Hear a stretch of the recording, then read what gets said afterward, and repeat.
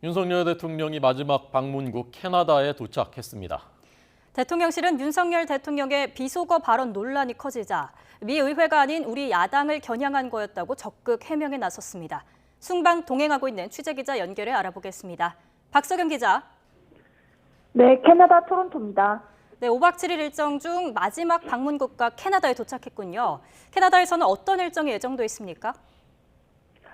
네, 윤 대통령은 우리 시각 오늘 새벽 미국 뉴욕을 떠나 캐나다에 도착했습니다. 윤 대통령은 토론토와 오타와에서 이틀 동안 머무르게 되는데요. 오늘은 곧바로 토론토 대학을 방문해 세계적인 인공지능 석학과 대담을 했습니다. 대담을 통해 디지털 강국 도약을 위한 전문가 조언을 듣고 한국과 캐나다 협력 방안에 대한 의견을 들었습니다. 이어서 토론토 지역에 거주하는 동포들과 만찬 간담회도 열 계획입니다.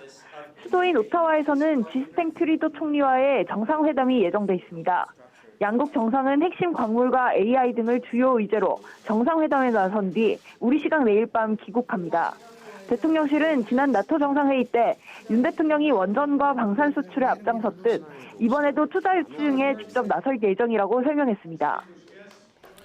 네, 그 비속어 논란에 대한 대통령실의 해명 어떤 내용이었는지 자세히 전해 주시죠.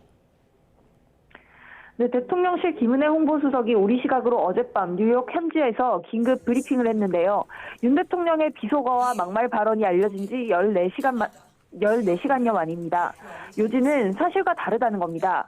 김 수석은 윤 대통령이 박진 외교부 장관에게 우리 국회 야당이 책임 이행을 거부하면 나라에 면이 서지 않는다는 말을 한 것이라고 설명했습니다. 그러면서 짜깁기와 왜곡으로 대통령의 외교 활동을 이간질하는 건 국익 자해 행위라고 강하게 반격했습니다. 김 수석의 발언 들어보겠습니다. 대통령과 국정 운영에 대한 비판은 언제든지 수용합니다. 그러나 대통령의 외교 활동을 왜곡하고 거짓으로 동맹을 이간하는 것이야말로 국익 자해 행위입니다.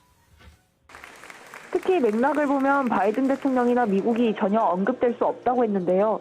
대통령실 관계자는 미국은 현재 민주당이 국회에서 여당인 만큼 글로벌 펀드에 약속했던 60억 달러를 공여하는 데 문제가 생길 수가 없다고 부연했습니다.